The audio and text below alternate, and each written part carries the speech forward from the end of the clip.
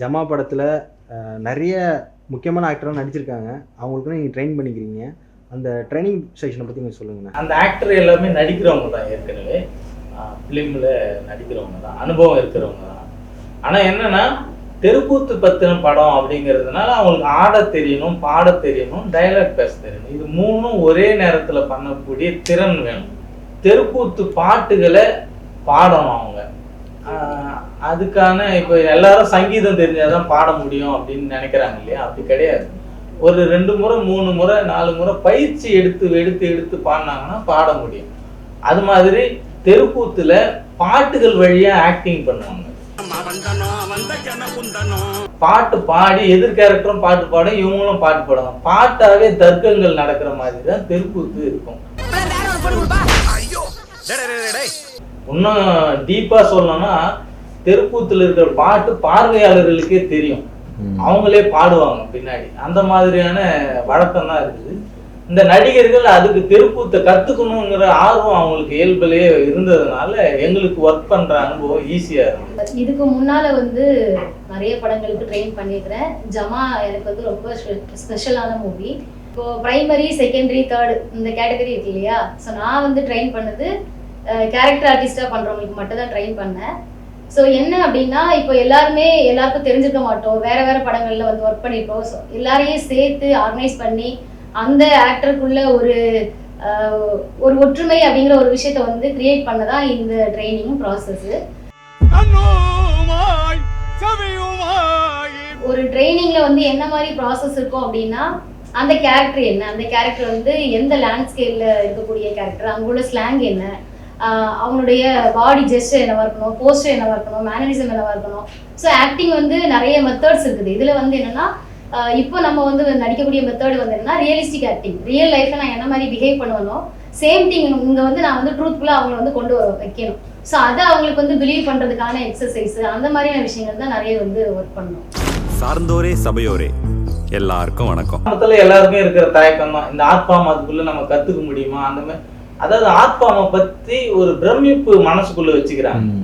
அப்படி இல்லாம அந்த ஆத்மாவுக்குள்ள வந்துட்டாங்கன்னா அது தானா வந்துடும். அப்படிதான் இவங்க எல்லாமே அதுக்குள்ள முதல்ல ஒரு 2-3 நாள் உள்ள வரத்துக்கு தயங்கினாங்க. அதுக்கப்புறம் எல்லாருமே போல்டா பேசக்கூடிய பாடக்கூடிய நபர்களா மாறும். இப்போ ஒரு மியூசிக்னா மியூசிக் தனியா இருக்கும், பாட்டுனா பாட்டு தனியா இருக்கும், டான்ஸ்னா டான்ஸ் தனியா இருக்கும். ஸோ ஆக்டிங்ல எல்லா டூலுமே சேர்ந்து இருக்குது. அந்த விஷயத்த கொண்டு வரதான் இந்த ட்ரைனிங்கா இருந்துச்சு. பாரி டைரக்டர் அவர் இருக்காரு இல்லையா, அவருக்கும் நான் ட்ரெயின் பண்ணேன். அப்போ பெண் தன்மையோட நடிக்கிறது எப்படி அப்படின்னு நான் எக்ஸசைஸ் கொடுக்கும்போது அவர் கரெக்டா பண்ணாரு. அந்த மீட்டரை தாண்டியும் பண்ணல, கம்மியாகவும் பண்ணல, கரெக்டா நம்ம தப்பா நினைக்காத அளவுக்கு பண்ணாரு. அவரு ஏற்கனவே அதை பத்தி ரொம்ப நாள் டீட்டெயில் பண்ணிட்டே இருக்கிறதுனால அவருக்கு அது நடிக்கிறதுக்கு ஈஸியா இருந்தது. சேத்தன் சாருக்கும் இயல்பிலேயே பாட்டோடைய சென்ஸ் அதிகமா இருந்ததுனால அவரால் தெருக்கூத்துக்குள்ள வர முடிஞ்சது. இவங்க 2 பேருமே ஈஸியா அடாப்ட் பண்ணாங்க. அது எங்களுக்கும் ஈஸியா இருந்தது, அவங்களுக்கு சொல்லி கொடுக்கறதுக்கு ஈஸியா இருந்தது. ஸ்கிரீன்ல பார்க்கும்போது நான் ஏற்கனவே நம்ம கற்றுக் கொடுக்கும் போதே தெரியும் இல்லை இவ்வளோ வரும் அப்படின்னு. அந்த மாதிரி நம்ம எதிர்பார்த்தது கரெக்டா அவங்க 2 பேருமே. அக்கா முதல்ல உன் பிள்ளைக்கு பொண்ணு பார்க்கறத விட்டுவிட்டு ஒரு மாப்பிளை பாரு, சீக்கிரமா கல்யாணம் ஆகும். முக்கியமா பாரி சாரோட ஆக்டிங் பார்க்கும்போது டைரக்டர் தனி ஆக்டர் தனி நான் அப்படிதான் பார்த்தேன். படம் பார்த்து முடிச்சோம்னா நான் ஒரு என்ன சொல்றதுக்கு அந்த கேரக்டராகவே வாழ்ந்த மாதிரி தான் எனக்கு ரொம்ப ஃபீல் ஆச்சு. ஏன்னா தெருக்கூத்து கலை திரும்ப திரும்ப அவங்க செஞ்சுக்கிட்டே இருப்பாங்க இல்லையா? ஸோ அவங்களுக்கு வருஷத்துல முழு நாளும் ஒரு பெர்ஃபார்மன்ஸை நிகழ்த்திட்டே இருப்பாங்க. ஸோ அவங்களுக்குள்ள ஒரு இன்னர் எனர்ஜி ரொம்ப ஸ்ட்ராங்கா இருக்கும். ஸோ அந்த அளவுக்கு அவரும் கரெக்டா பண்ணியிருந்தாரு. லாஸ்ட் அந்த கிளைமேக்ஸ் பார்க்கும்போது எனக்கு ஒரு சைட்ல ரொம்ப புல்லரிக்கிற மாதிரி ஒரு ஃபீல் இருந்துச்சு. உண்மைக்குமே அதை நடிச்சுக்கிட்டு கீழே உட்காந்து மூச்சு விடும்போது இந்த மாதிரி நிறைய விஷயங்கள் நாங்களுமே ஒரு ஆக்டரா டிராவல் ஆயிருக்கிறோம். அந்த எக்ஸ்பீரியன்ஸ் எனக்கு பார்க்கும்போது உண்மைக்குமே ரொம்ப டச்சிங்கா இருந்துச்சு. நான் 12 வயசுல தெருக்கூத்து கத்துக்கிட்டேன். அப்பா தெருக்கூத்துல ஹார்மோனியம் வாசிக்கிற கலைஞர் பிளஸ் கூத்து வாத்தியாராகவும் இருக்காரு. அவர் என்ன கூத்துக்குள்ள இழுக்கிறதுக்கான ஒரு ஸ்கோப் இருந்தது. எனக்கும் தெருக்கூத்து கத்துக்கணும்னு ஆர்வம். நான் முதல்ல கட்டி ஆடின வேடம் பெண் வேடம் தான், திரௌபதி வேஷம் தான் கட்டி ஆடினேன். அதுக்கப்புறம் தொடர்ந்து ஸ்கூலுக்கும் போவேன், நாடகமும் பண்ணுவேன். ட்ராவல் ஆகிட்டே இருந்தது. காலேஜ் லைஃப் இருக்குலுமே எனக்கு தொடர்ந்துட்டு இருந்தது.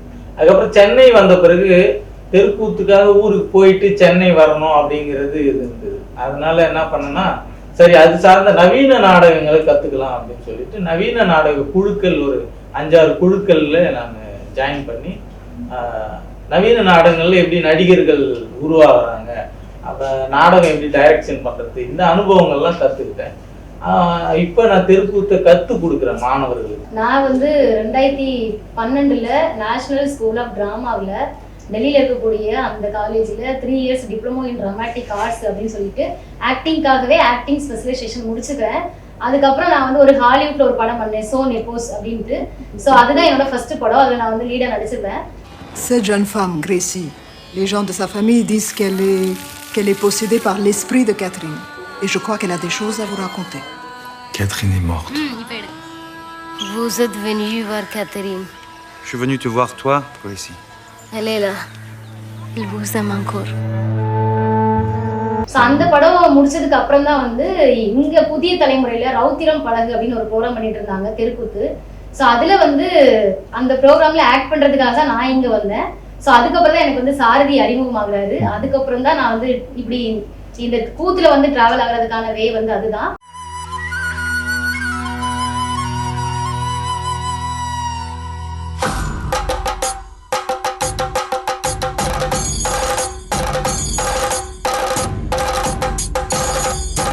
என்னன்னா எனக்கு வந்து ஃபர்ஸ்ட் எடுத்த உடனே ஹாலிவுட் அப்படின்னு ஒரு வாய்ப்பு வரும்போது எனக்கு கொஞ்சம் நர்வஸா இருந்தது.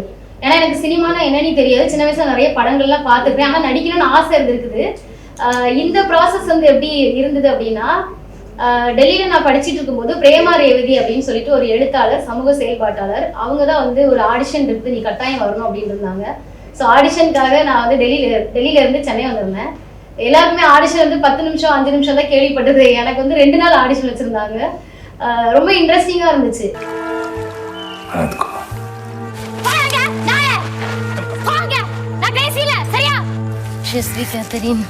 எனக்கு வந்து அவங்க ரொம்ப ஃப்ரீடம் கொடுத்துருந்தாங்க அந்த டைரக்டர். எனக்கு வந்து ஃப்ரெஞ்சு தெரியாது. அதுக்காகவே ஒரு 6 மந்த் வந்து நான் வந்து அலையன்ஸ் பிரான்சஸ்ல ஒரு 6 மாசம் என்னை வந்து ஃப்ரெஞ்சு கத்துக்கிறதுக்காக விட்டுருந்தாங்க. அதுக்கப்புறம் அது முடிச்சுட்டு அந்த கிளாஸ் முடிச்சுட்டு ஈவினிங் வந்து மறுபடியும் டியூஷன் இருக்கும். அதுக்கப்புறம் தான் வந்து ஸ்கிரிப்ட் டயலாக்லாம் நாங்கள் வந்து ப்ரிப்பரேஷன் பண்ணிட்டு இருக்கோம். ஸோ என்னன்னா எனக்கு வந்து அந்த அந்த படத்துல ஒர்க் பண்ண கிடைத்த மனிதர்கள் இருக்கிறாங்க இல்லையா, ஸோ அவங்க வந்து ரொம்ப ஃப்ரீடமா மனிதர்களை நேசிக்கக்கூடிய அந்த ஹியூமனிசத்தோட இருந்தாங்க. ஸோ அங்கே வந்து எல்லாமே ப்ரொஃபஷ்னலாக இருந்துச்சு.